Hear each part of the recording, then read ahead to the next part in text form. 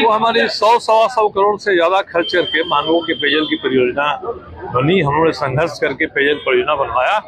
वह परियोजना ठप पड़ी हुई है। आधा से ज्यादा मानवों में पानी नहीं पहुंच रहा है।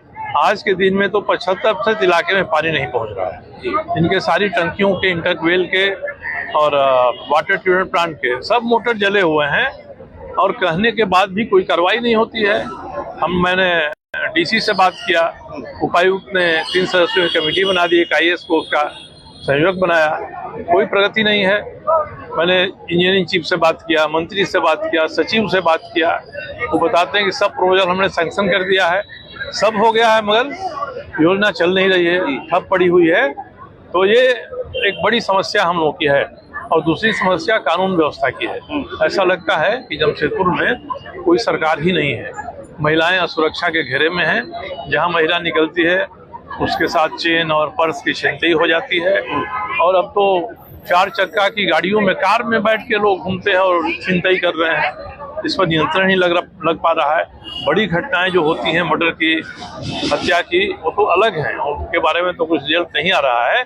एक उत्तर प्रदेश का शूटर यहाँ आया, आके रहा, उत्तर प्रदेश की पुलिस STF ने एनकाउंटर किया, मारा गया, पर किन लोगों ने उसको यहाँ शरण दिया, किसने रखवाया, आज तो उसका खुलासा नहीं हो पाया है। विनय से उनकी हत्या हुई, उसका खुलासा नहीं हो पा रहा है। तो ये कानून व्यवस्था की स्थिति बड़ी चिंताजनक है और ये सरकार को हम आईना दिखा रहे हैं कि आप देखिए शासन कैसा चल रहा है कानून व्यवस्था के मामले में, और पानी जैसी जन सुविधा है उसके मामले में कितनी लापरवाही है सरकार की। आज हमने जनता को जोड़कर उनके साथ ये आंदोलन आरंभ किया है। अब हम लोग 1 हफ्ता के बाद और कोई प्रोग्राम रखेंगे कि कोई सरकार चेते, सरकार कहते हम नहीं चला सकते हैं योजना को, इसको बंद कर दीजिए। मगर जब मंत्री से बात हो जाती है, सचिव से बात हो जाती है, उपायुक्त कमेटी बना देते हैं, एक नई पानी टंकी 5 साल के बाद हम लोग चालू करा देते हैं, इसके बाद घरों में पानी नहीं पहुंचता है, ये मजाक का विषय हो गया है। ऐसा लगता है कि कोई षड्यंत्र हो रहा है मानगो पेयजल परियोजना के साथ। इसके संचालन करने वाले जो हैं, इस योजना को चलाने के बदले इसको ठप करने का काम कर रहे हैं। इसी की ओर सरकार का, प्रशासन का ध्यान आकृष्ट कराना है और आगे और हम लोग उग्र आंदोलन इसमें करेंगे। विधायक जी, क्या लगता है सरकार और प्रशासन आपकी बात नहीं सुन रही है और इस प्रदर्शन से क्या आप शांत हो जाएंगे? कि अगला कदम क्या रहेगा आपका? यानी प्रशासन खूब सुन रहा है। जहां जाइए उपायुक्त ने कमेटी बना दिया, सचिव ने अपने 2 अधीक्षण अभियंताओं को भेज दिया। यहाँ से जो प्रस्ताव गया खरीदारी करने का पंप सेट का, उसकी स्वीकृति हो गई। तो उस स्तर पर सब सुन लेते हैं, मगर नतीजा 0 निकलता है। सारा बात सुनने करने के बाद भी घरों में पानी पहुंचाने की बात नहीं हो रही है। आज 75% इलाका मानगो का है जहां पानी नहीं पहुंच रहा है और कई जगह पाइप डाल के छोड़ दिया गया है, बिल जाता है, पानी नहीं जाता है।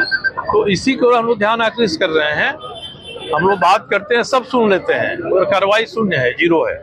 अगला कदम क्या होगा? 1 हफ्ता के बाद कोई और कार्यक्रम रखेंगे हम लोग। हर बार तो जनता को बुला नहीं सकते हैं, करेंगे हम लोग एक दिन, 1 सप्ताह के बाद अनशन का कार्यक्रम रखेंगे। दिन भर यहाँ DC के ऑफिस के सामने तो अनशन करेंगे। उसके बाद इस आंदोलन को रांची ले जाएंगे। पूरे राज्य की जनता जाने, देश की जनता जाने कि जमशेदपुर जिसको बहुत बढ़िया शहर कहा जा रहा है, उस शहर में हो क्या रहा है और कौन जिम्मेदार है इसके लिए। कोई षड्यंत्र है, षड्यंत्र का पर्दाफाश होना चाहिए।